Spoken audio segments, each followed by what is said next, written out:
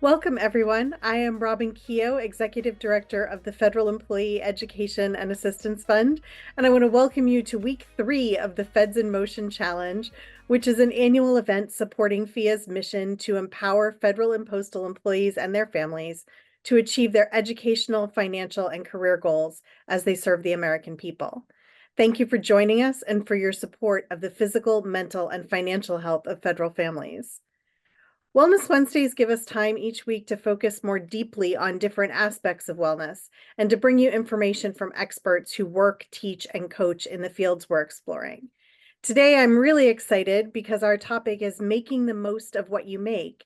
This is a financial health topic, and we haven't explored one of those before, so we're really excited to bring that to you today with help from our gold sponsor, GEBA, the Government Employees Benefits Association.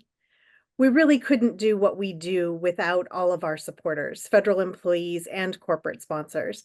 And GEBA has been working with FIA for nearly a decade to support federal families. We're very excited to have them here today. And it's my pleasure to introduce you to our sponsor, host, and presenter today, Danita Yetter. Danita is a financial consultant and a certified financial planner professional who joined GEBA in March 2021. She began this career in 2020 at Prudential's Career Development Program, advancing to the financial advisor level.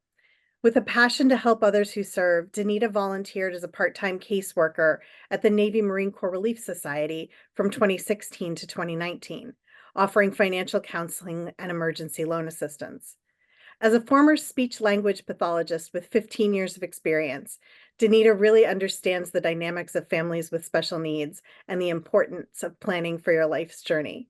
I'm looking forward to hearing from her today, and I hope you are too. Danita?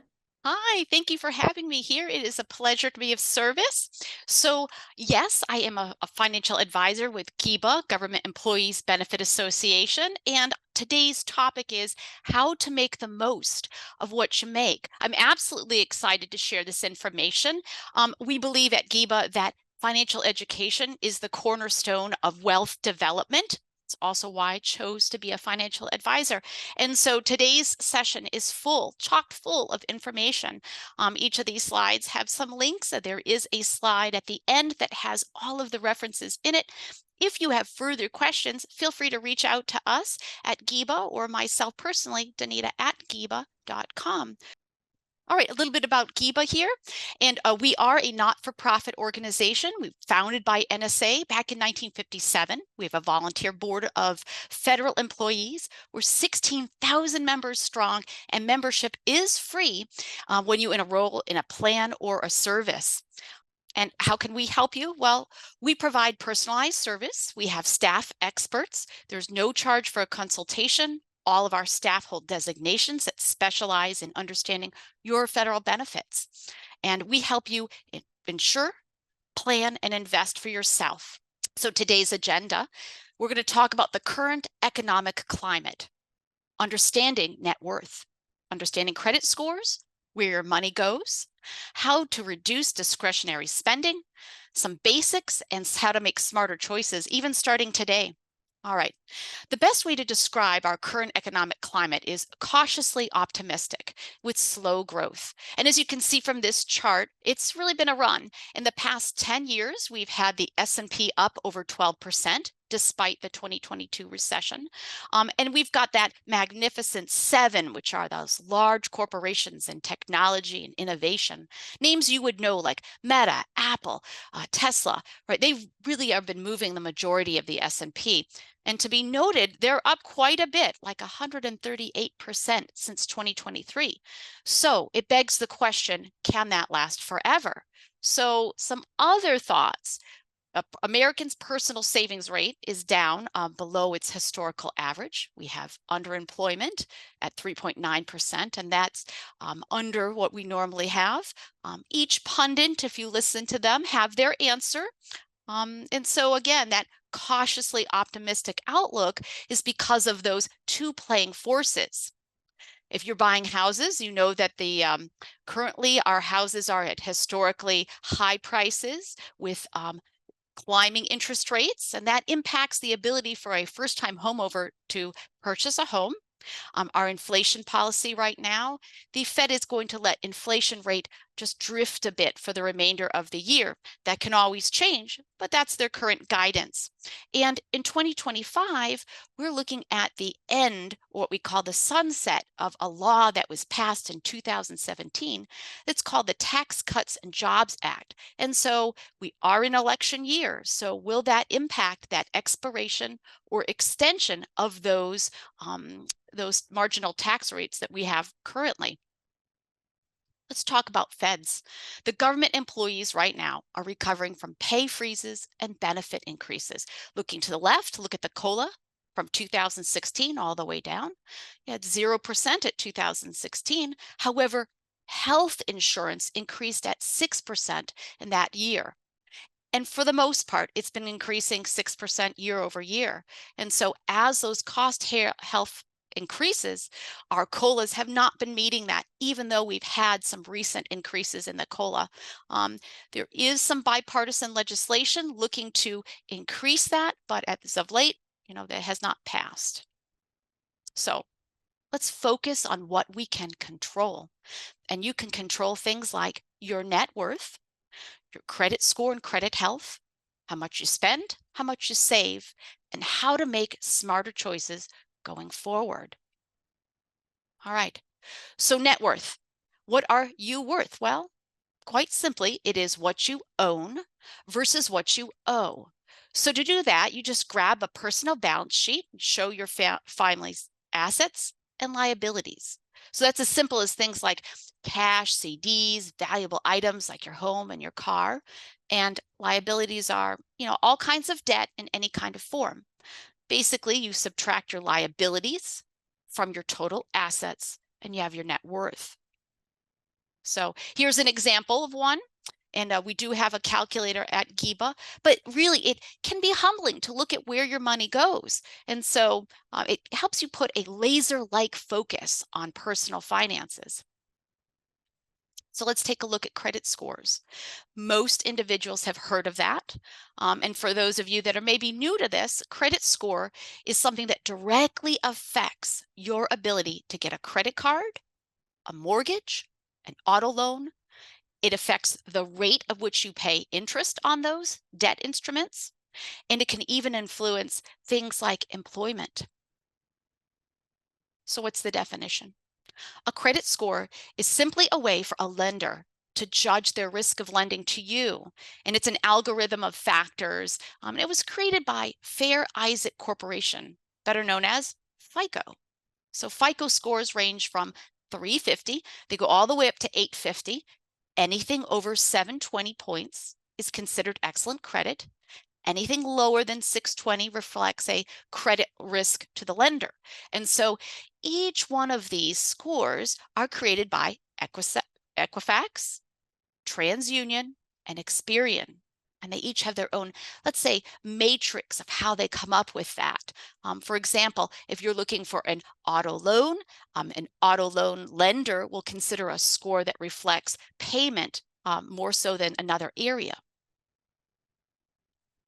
So to understand a little bit more about Americans and how we're saving and doing in our credit scores, you can see on that pie chart on the left that we've got a breakdown of scores that really demonstrate some good news here. All right. So 71% of Americans have good to excellent credit. But there remains some room for improvement because over 28% of people have a score less than 670. Now, looking at the right-hand chart, you can see each group that does the generational management of their money. All right, so there's no surprise here that the older you are, the better you're able to handle money. But the good news is, even our newest generation, those Gen Z folks out there, you're doing a good job with getting more favorable credit terms at that 679 range. So what determines your credit score? All right, it's a mix of a few things. First, it's a history of making on-time payments, and that's a huge portion of your score. So setting yourself up for automatic payments is really number one. Number two, the amount and type of outstanding debt you owe can be 30% of your score. So I want you to think, if you have a lower balance relative to the amount of your credit limit, that gives you a better score. Um, Number three is the length of time that you've had that account open. Number four, we're moving into the various types of credit and recent number of credit applications. That's 10% of your score. Lastly, the mix of credit that you have, credit card balances, bank loans, department store cards, right? If you have more than 3 recent hard credit checks, that impacts your ability to perhaps get a competitive rate when you're shopping for a lender. You want to time when you do what? When you're making a big ticket purchase. All right. And a credit score really can have banks competing for your business when you apply for a loan. Looking at this chart, a bad score could mean that you won't qualify for an auto, a mortgage, a credit card loan. But if you do, and you have a good score, you can get a more favorable rate. And so rates right now are about in the middle of the rate band that we've seen over the past 10 or 15 years. However, let's look at that 760. The difference between that and maybe 660 can be about $124 a month. That adds up to a $1,488 a year. Now let's take our example. We've got a $300,000 mortgage loan, 30 years. So what does that cost you over the life of your loan? Well, over $44,000, and that's a lot of money. So polishing up those credit scores before you're making a larger purchase is certainly important. It's important also to review your credit report. So you can get your credit report for free at that annualcreditreport.com. You can call them, you can do the website. Just again, there are 3 consumer reporting agencies: TransUnion, Equifax, and Experian. And all by law must give you 1 free copy a year. Okay, so you can correct those errors. You can do what you need to clean it up before you shop for a loan, and I suggest it. So if you are correcting a mistake, just be sure to check back in about 30 days to 6 weeks to see if it's been fixed. And there are people who do this kind of strategy where maybe you're just trying to monitor your own credit. You can space them out. You can do all 3 at one time, or you can do one maybe quarterly. And so just a tip for when you do a credit check on yourself, please have all your financial documents handy, such as bank statements, monthly statements, so you can answer all those security questions prior. Let's know where our money goes. So you can't create a budget or a spending plan unless you know where your money goes. So set aside some time, queue up those bank and credit card statements, and you want to look back about 4 to 6 months, maybe even a year, for certain infrequent items such as like bills, insurance, auto, home repairs, things like that. All right, so how to build a budget? It is simply taking those monthly fixed items, prorating those estimated variable expenses, or maybe those ones that are like once a year, and subtract them from your income. And you really can see where your money goes. It can help you identify opportunities to reduce spending. You can set realistic saving targets for yourself.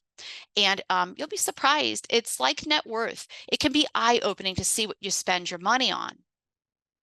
All right, and GEBA has an Excel spreadsheet tool that you can use, but there are all kinds out there. And if pen and paper works best for you, you can do that as well.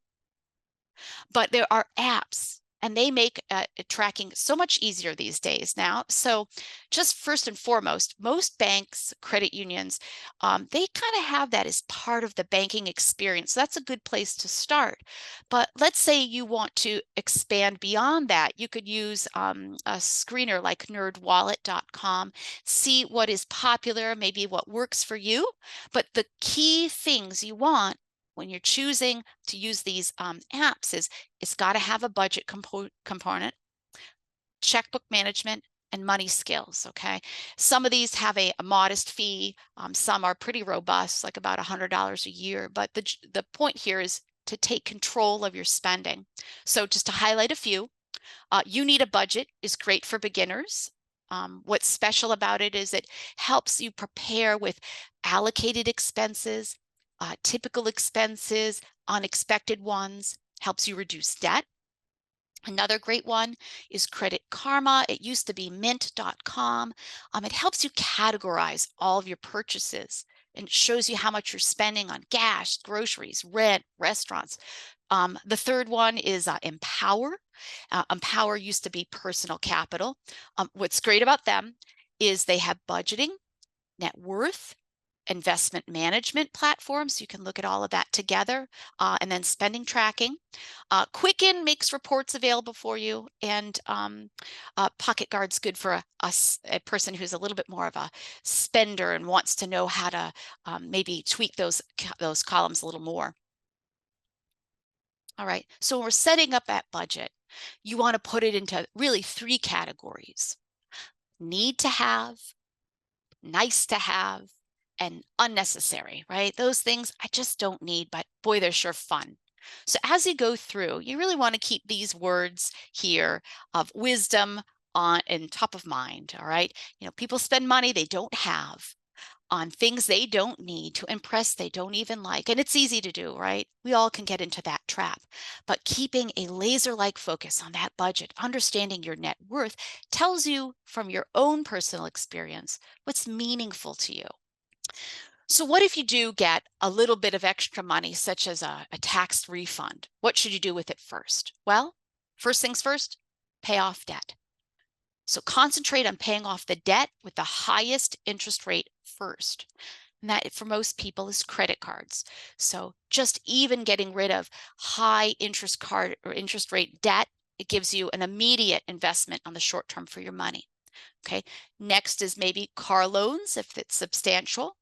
Paying off something like a mortgage comes in last. And the reason why is that for the most part, interest rates are on the lower side for a lot of individuals. And so they already locked in. It is tax deductible. Okay. But looking at getting rid of high debt items has a marvelous stress reducing effect. And it really adds to the quality of your life knowing that that is off your plate. Okay, you can also make a contribution to an IRA. You can fill in gaps in your insurance, and we're going to talk about those later on. You can build college savings if needed, add to an emergency fund, and really, again, you can look at your home. If there's home improvements, you can do things that maybe are a little more energy efficient for you, saves money, and also provides you with a tax credit.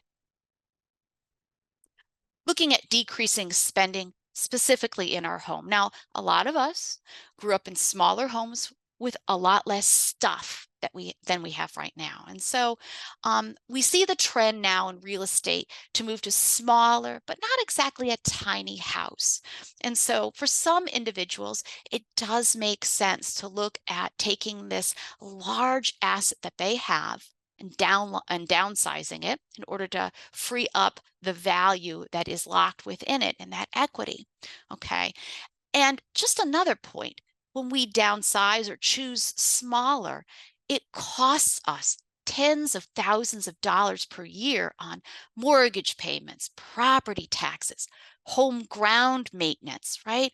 All these things could be invested elsewhere, right? Paying off that debt, saving for retirement, even a college tuition if we can find a size that's most appropriate for us. And quite frankly, big expensive homes just are not the best investment. Again, there's that carrying cost that we talked about, and you really lose on that opportunity to have additional income and appreciation in other outside investments. But here's the challenge. Again, we're finding that baby boomers are not downsizing. I mentioned that earlier. We have high housing prices right now. Really only 20% of them are. And that's constituting this vicious cycle of a high cost of real estate with nowhere to go. So, thoughts, there really needs to be some serious consideration for senior housing for our older generation or those that feel that they want to have a smaller home. Another way that we can look at freeing up money for yourself is looking at your mortgage and refinance. Now, Rates are a little bit higher now, but for some individuals, maybe moving to a 15-year rate if they have a 30, if they can get a 1% or more reduction, may make sense. You really have to have very good or excellent credit at this point. And you can always ask your lender for some sort of modification. But another huge unrealized area is with an energy in your own home. Now, I'm sure you've all seen energy prices are on the rise. And so unlocking some of that, your budget through reducing your energy costs is through the heating and cooling of your own home. It may sound small, but that's 10% of your budget. And heating and cooling bills can be monitored and managed using programmable thermostats. You set it as high as you can in the summer, right? As high as you can tolerate, and as low as you can in the winter. Set it, forget it, run on a program. Using that programmable thermostat really pays for itself quite quickly. And believe it or not, the research shows that if you're able, like let's say in the summer, keep your air conditioning above 72 degrees, you can save 3 to 5% on your energy bill. And that's a lot. You can also use curtains and things to watch solar drain or solar gain into your home so it's not being heated unnecessarily or being cooled too quickly. Other quick hacks, looking at the own appliances that you have, like your dishwasher. It doesn't need necessarily to have that heating, drying element. If you take that dishwasher and you stop it or have it stop without a heating dry cycle, pop that door open, it will evaporate very quickly and again adds up in terms of keeping your energy bill lower. Another thing to look at is washing machine settings using a warm cold or even cold cold. Lastly, if you're looking to replace, I mentioned before, those appliances that are um, energy uh, huge energy users, look for Energy Star models. They are supposed to tell you how much it impacts and how energy efficient it is. Again, look around your house for things that might be silent energy sucking items, such as that second refrigerator. And I was guilty of that. Maybe there's one in your basement, one in your garage. Um, and you might have a utility company may give you an incentive to remove it. I used to have a wine refrigerator, and I loved it, but it was like $10 a month more on my bill. And I eventually just said, okay, let's unplug it and find another solution. And it was a time when that was important to me, and I would never go back at this point. So you can also look at technology to help you monitor those appliances like TVs and computers. There is a room sensors that can help you turn off lights, all kinds of apps and devices that you can combine. And then when you're not in a room, have it turn off or power down. Energy.gov is a website for getting a lot more information on ways to help with energy bills. I encourage you to go there. So another way to look at decreasing spending within the maintenance of your home or those items. So truly following your maintenance schedule of your appliances, your home, what have you, really does save you a lot of money. Those oil changes at every 5,000, 7,500 miles is a lot less expensive than having to do a repair. Here's one that I did. I didn't pair my tire rotations with my oil changes. I was looking for the cheapest one out there. Okay, one could say that's great on the budget. But because I wasn't getting those tires rotated like I needed to, I wound up having to replace the tires significantly earlier. Well, okay, lesson learned right there. So again, finding a way to make sure the maintenance is taken care of, maybe in a coordinated effort at the end, can prolong the use of those items and provide that cost savings. Let's go to those cable TV subscription services. Maybe cable works for you. It does work for some families. But are you paying for boxes that you don't need and some rooms that you never watch? I had that at one point in time. And so maybe it sounded great to have a subscription service at one time, and you forget to turn it off. Again, can you adjust the plans to the things that you like Can you look at things that maybe only benefits your family? Have you maybe outgrown some of those subscriptions? So are the things that make more sense and realistic use? Now, I've done this webinar before. So back in 2021, it was far easier to close these items out. There were apps that would help you identify and then help you unsubscribe.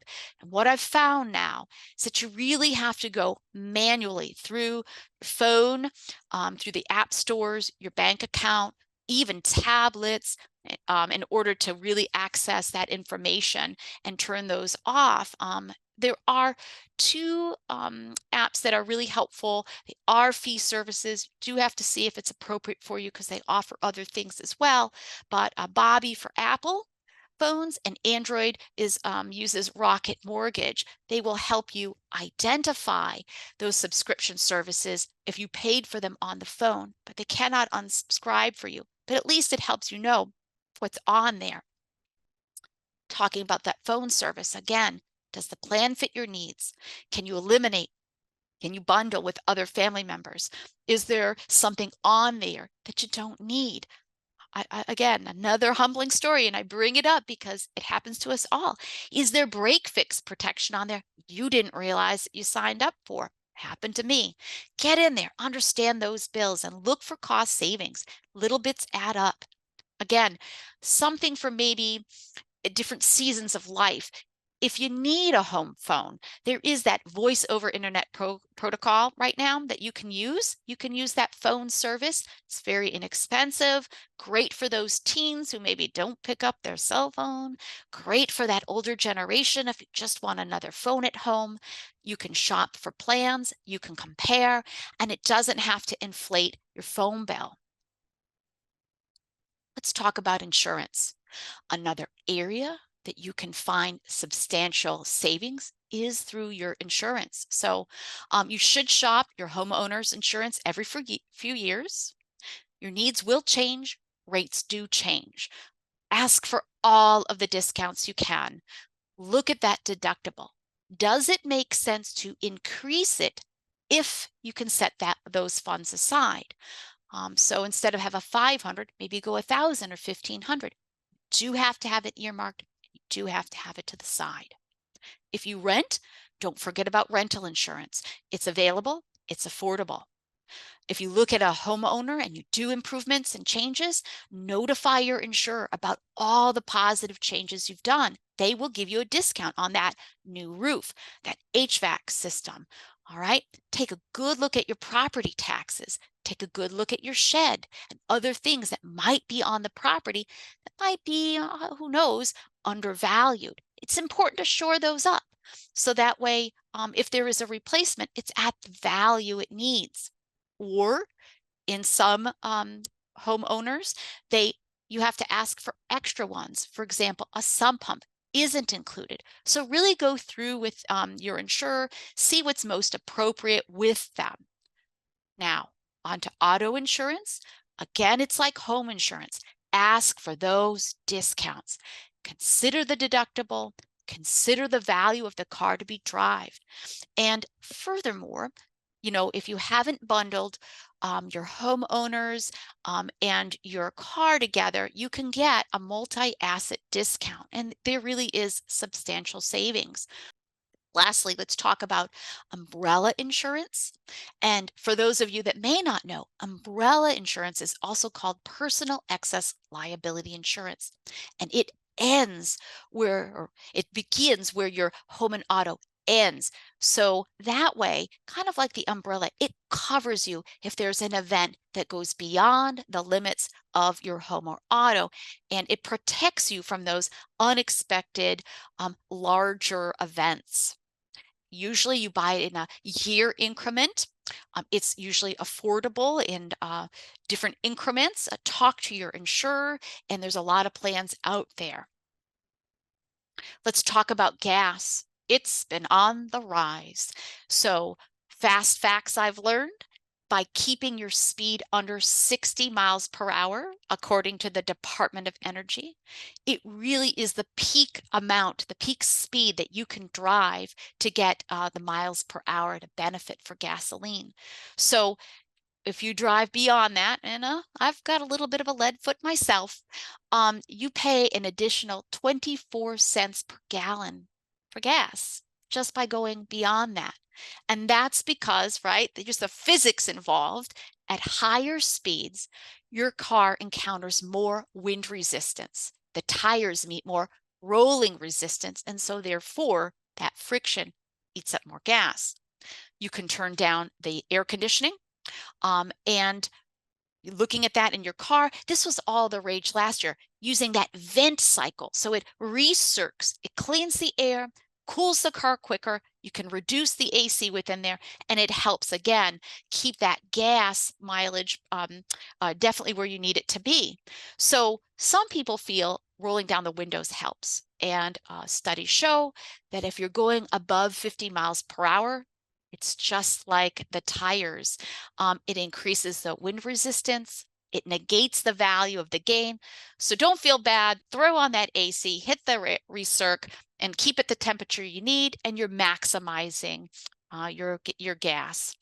Again, using apps to help you, super important. Gas Buddy is just one of them, but you can find many of them.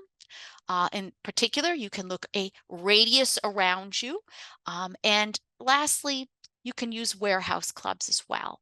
You got to look, see, does that price of that warehouse club also work well for the other items that are sold at the store? Does make sense. You can get cheaper gas if you're shopping for one. So it's worth considering and investigating if that cost is something you want. The cost of our personal insurance and premiums just continues to rise. The prices of health insurance, it can vary very widely between provider to provider, but now we're going to talk about within your plan. If you're staying at doctors within your plan's preferred network, you take advantage of lower cost pays. And you can find them by going right on your plan. They'll have a search for doctors in your area, doctors within your plan. Okay, let's say you're sick and you can't go to see your normal doctor. What do? Well, if you have a very urgent critical need, obviously it's the emergency room. But for non-urgent care items, you can try another doctor in the practice, a network in a walk-in clinic, minute clinics, and now you can even do virtual visits instead for minor issues. So it works out really well. Another thing, while you're at those yearly wellness visits, consider with your doctor if it's appropriate to get maybe a 90-day supply of a prescription that you normally take. It's usually cheaper, can be mail order, and you can also ask if equivalent drugs are available as a generic if it makes sense for you. We're also going to talk about FSAs, which are flexible spending accounts, and those allow you to pay for medical expenses tax-free. And lastly, if you are using a pharmacy, you can use a site like GoodRx, and they'll help you shop for that prescription in your local area. And I've done that, and it certainly helps. You can find out if that prescription's available at competing pharmacies and get the right prescription for you at the right price. And it bears noting, looking at a high deductible plan, compare that against other plans that are available to you annually. Just a quick slide that shows the difference between utilizing different care, urgent, again, minute clinics, virtual visits, that if you don't need it for non-life threatening illnesses, the savings is quite substantial. So let's talk about, again, bank and credit fees, other ways you can bring more money to your pocket. So banks, all right, they continue to lean on fees to make money. And there's a lot of regulatory pressure. So that takes a bite out of their profits. So again, checking accounts with fees, ATMs with fees, overdraft fees, these all impact your bottom line. And so you can eliminate that by doing what? Maintaining the minimum. See if you are paying a monthly fee for it. Use direct deposit. Use bill pay. I find too that you can use ATMs in network and they will have that listed for your bank. You can also use it at a grocery store, and I do that too because you pay a fee at the ATM, and you can also pay a fee at your with your bank as well. So that can add up on both sides.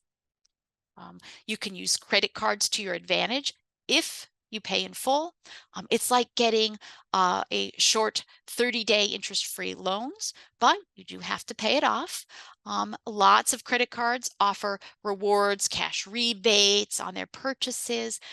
However, many of them have fees for that. So you really do have to see if those rewards really are worth the fee. So just do your investigation and make sure, like I said before, pay the balance off every month if you can, because the interest that you're paying on that really does negate all of those rewards that you get. So when it comes to shopping, right? You can get what you want, but not always when you want it. So, looking at that, shopping throughout the season, throughout the year, many individuals know that, but you really can capitalize on deep discounts.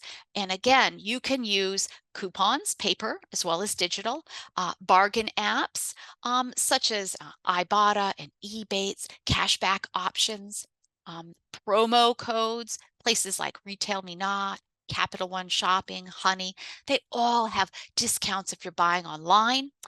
Loyalty cards from grocers will give those discounts to you. But what I noticed, check the flyer when you go in because they don't always have it loaded on the loyalty cards. Sometimes they still require you to have that paper coupon. And so use those to your advantage. But shopping throughout the year looks more like this. So this is a nice infographic. I got this off of Reader's Digest, and it talks about how you buy high ticket items spread throughout the year so you can budget and plan accordingly. We're going back to those foundations of wealth, planning, right? So you look at something and say, okay, well, maybe you all know that you can get holiday goods on discount in January, but were you aware that it's time to buy leaf blowers in April? Right? So then you can kind of develop a budget to pick out those items. And I like to highlight this one. Back in August or even September, depending on when kids go back to school, um, in Maryland in particular, there is a tax-free week of shopping, and it's usually the top of August. And so they will have no taxes on clothing and footwear under a certain dollar value.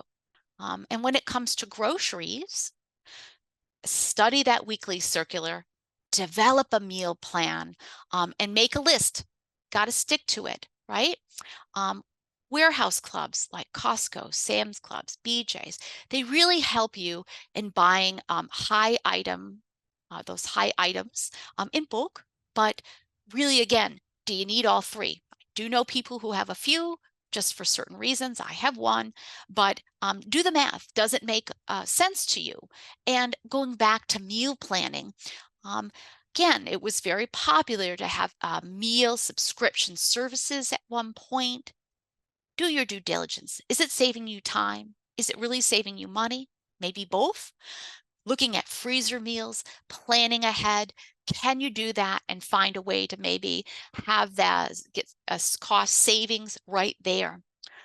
Coupons, as I mentioned before, are moving more and more into the digital sphere, and using reward accounts certainly helps. And lastly, looking at gifts. Um, Make your life simple. Limit the number that you buy. Have those honest conversations with your family. If you are on a budget, you have a goal and you want to meet. Many families pool things together, have a name out of a hat, or make just a family gift. Let's talk about travel. I find now that it's truly important not to just look at the cost, but consider luggage. And I learned this one last year. When you have luggage and there's a cost to that luggage, you really want to compare that to what it would be at maybe a little bit higher price point airline, because at the end, if you're having to pay for each item you're bringing on, maybe it would make sense just to have something where there isn't a weight restriction or a size restriction rather than having to pay. So I also want to note here that travel discounts like AAA, we might be very familiar with that, but there are other organizations where grouping people together and then having them use educational travel is both a more cost-effective way to have travel that's meaningful, but also helps your budget. Road Scholar is one of them. I have that on there, and it's just wonderful too that the organization believes so much in travel and education that they even have scholarships for qualified recipients. So it's interesting looking at that type of travel. And lastly, homeexchange.com, again, talks about participating in swapping homes. So you're not spending money if you're wanting to share homes with somebody else in a place that you'd like to visit. More ways to decrease spending is to think about, again, that eating in versus eating out. We all hear the tales about bringing your lunch.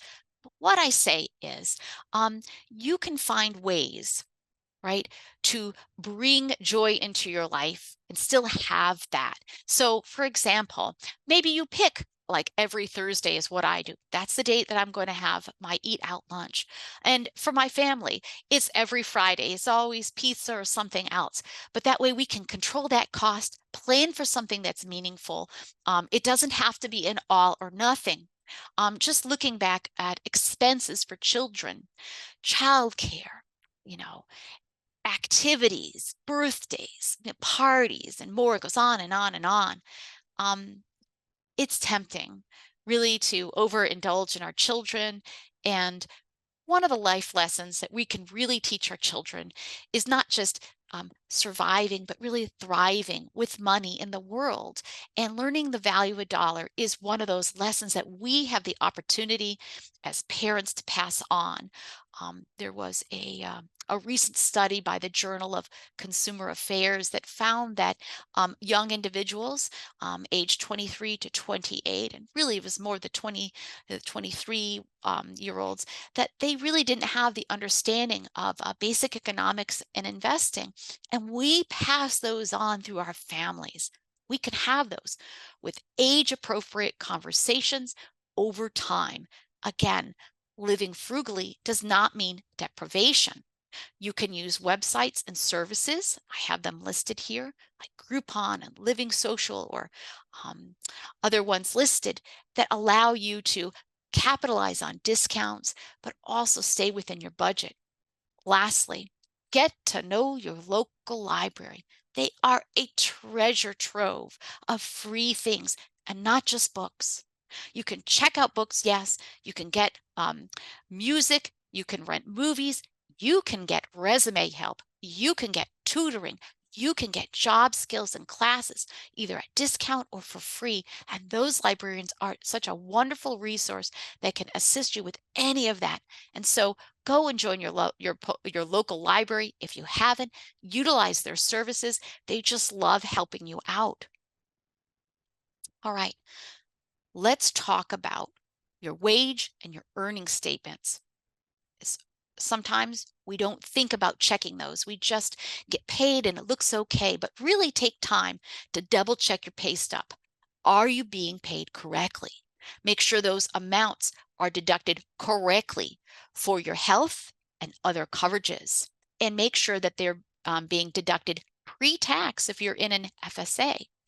So adjust those withholding amounts for your taxes as needed, and review it once a year.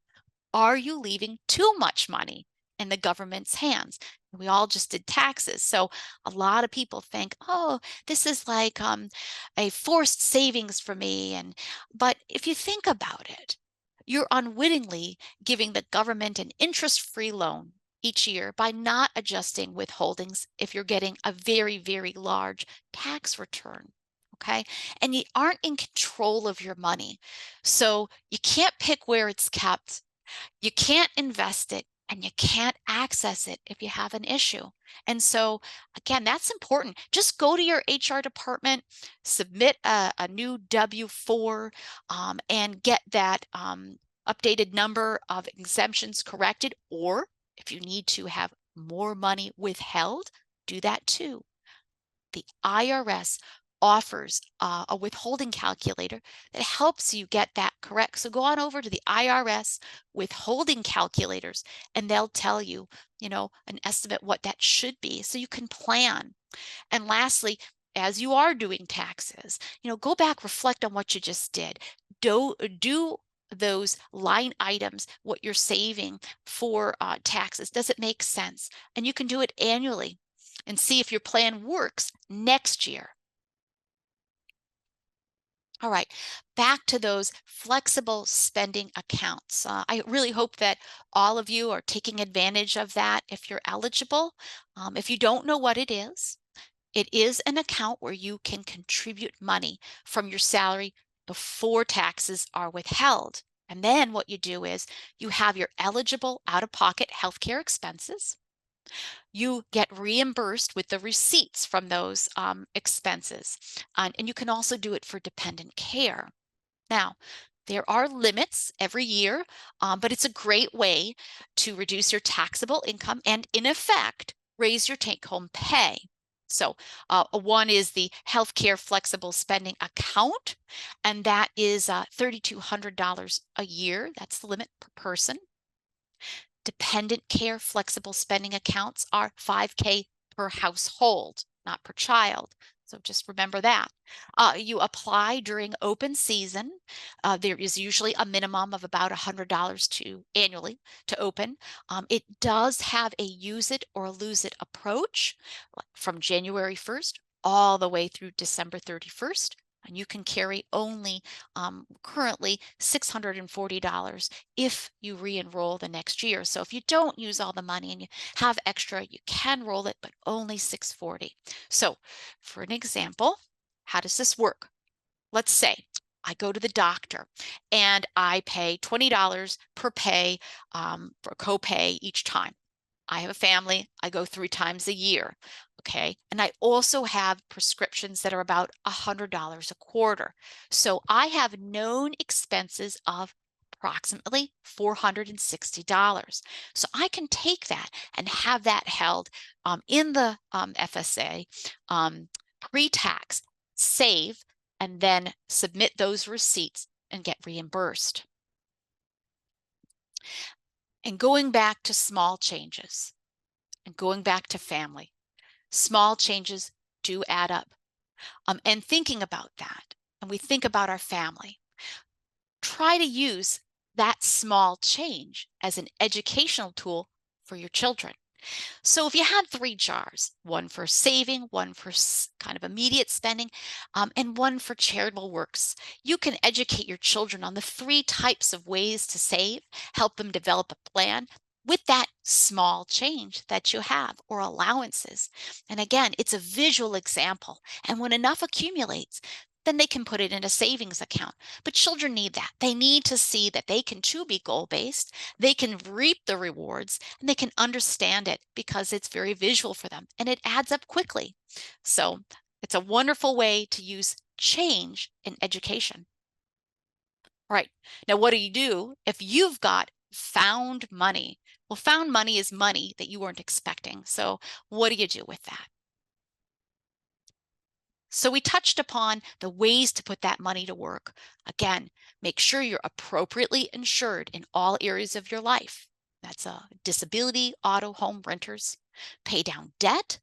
And again, start with something that's the highest interest rate in terms of picking those out first. Set aside money for retirement savings, such as your thrift savings plan. Put money into an emergency fund. Set aside money for those large purchases. And again, that emergency fund, you can use an online bank that's separate from your normal bank or a separate account, and you can have it earmarked and have it automatically deposited in there with easy access, but it's that out of sight, out of mind. So again, think about that discretionary spending. If I have extra left over, it doesn't mean it has to be sent. You tell your dollars what to do, and you put it towards the things that are meaningful and important in your life. All right, let's talk about the TSP.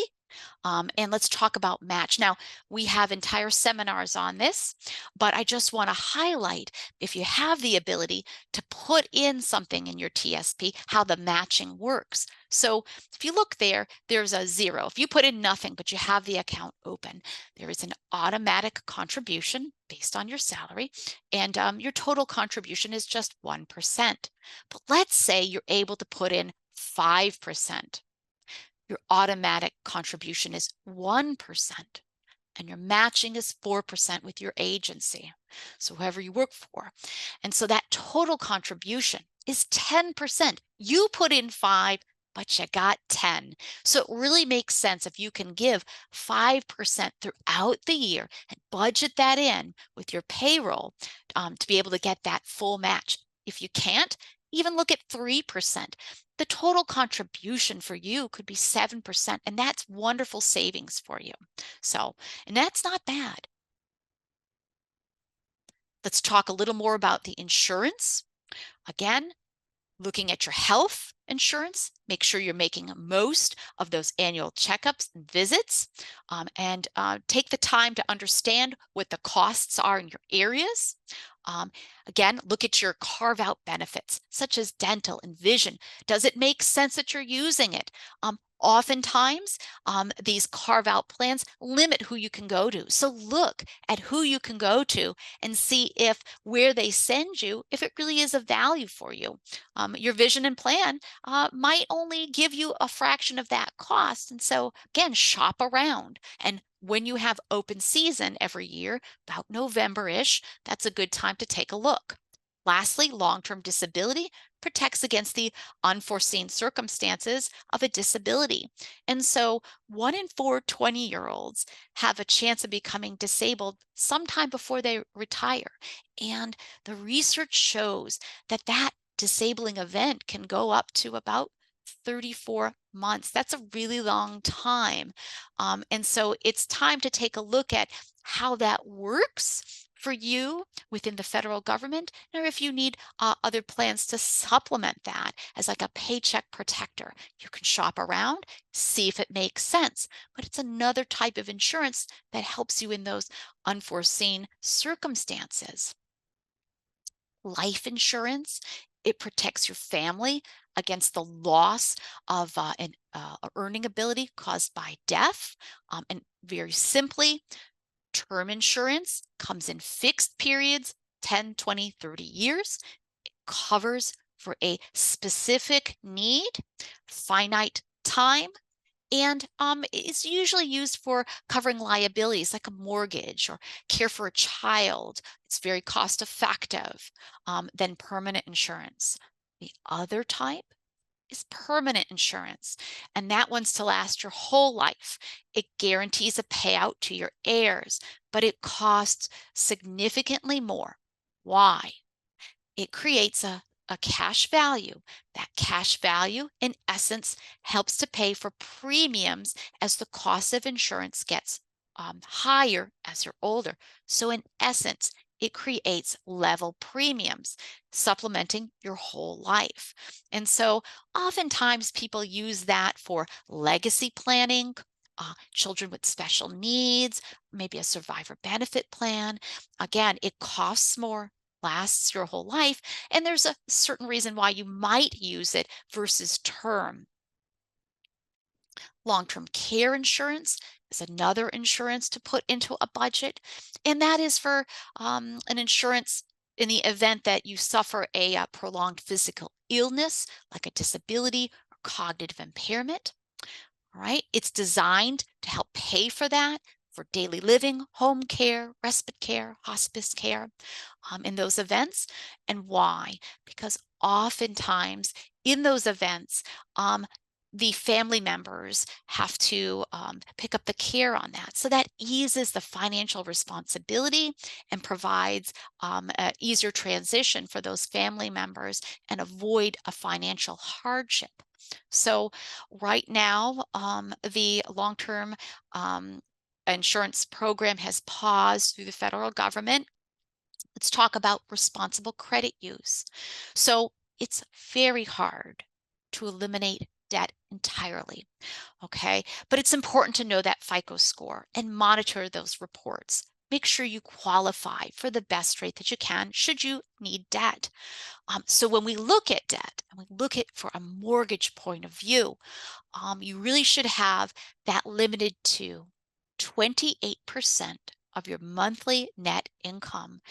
And that includes things like principal, interest payments, taxes, insurance, and maintenance.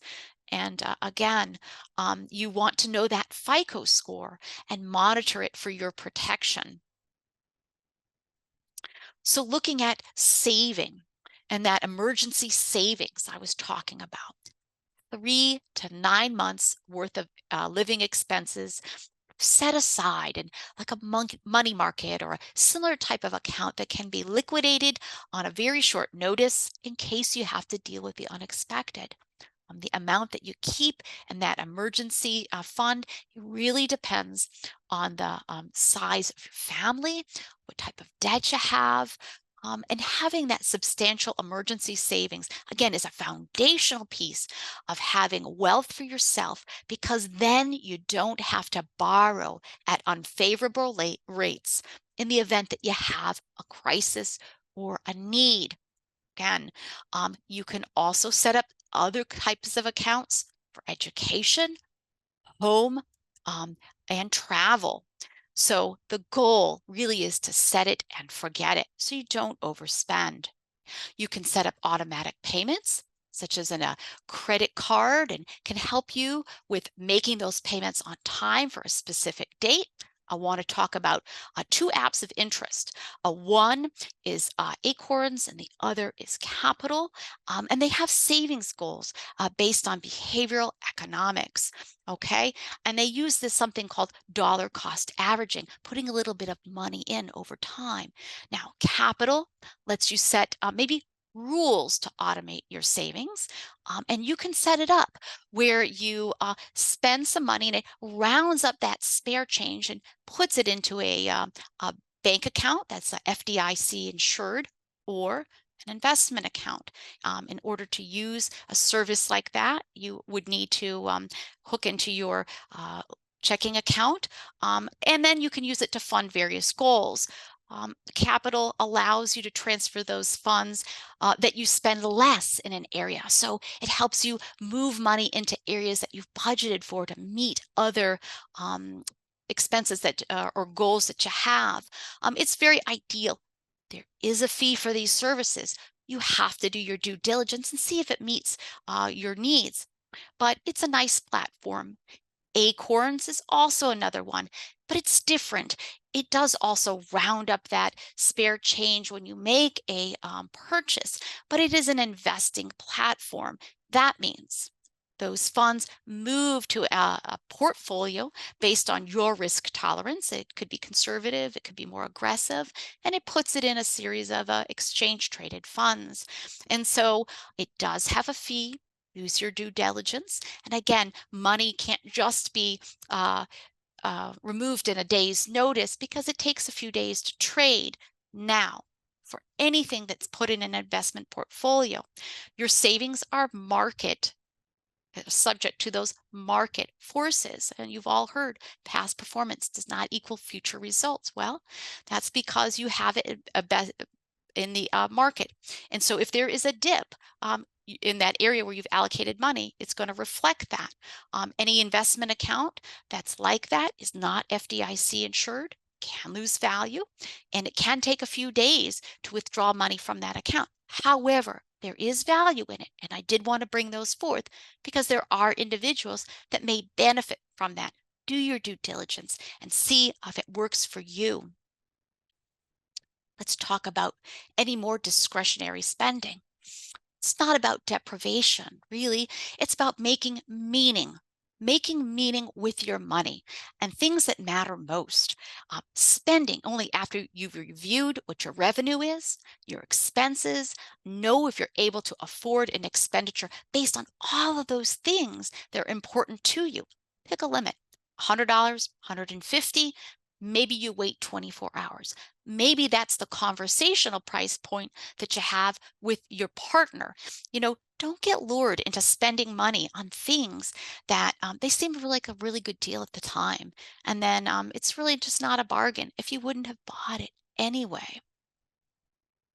To summarize, really, you need to know your net worth, monitor it, review the credit report, understand your budget, check your payroll deductions, check those other things you should have, the insurances, right? All of those emergency savings. Make sure all of those things are in line and in accordance with that budget that you built. Clean out that clutter in your household, clean out those unwanted things that are taking those extra dollars. It could be put towards your personal goals. Use that smarter spending in order to move yourself forward towards your good financial future. And I just want to thank you for your time today and interest in this topic. Really, all of these things, when working in harmony, have helped many people. And if you have any further questions, you can feel free to reach out to me at danita@geba.com. And we can also have these slides sent to you as well. So thank you. Danita, thank you so much for all of that information. That was a lot to absorb, I know, for people, but a lot of really good and interesting information about different parts of budgeting, of financial life in general. So we really appreciate that. And again, just want to thank GEBA generally for your support of FIA and for federal employees. We really appreciate it. I hope everyone enjoyed today's presentation and that you're looking forward to joining us next week. Our topic next week is Desk Flex, which is some stretches at your desk with one of our favorite presenters, Dr. Kirsten McCartney. So I hope everyone will join us again for next week's Wellness Wednesday.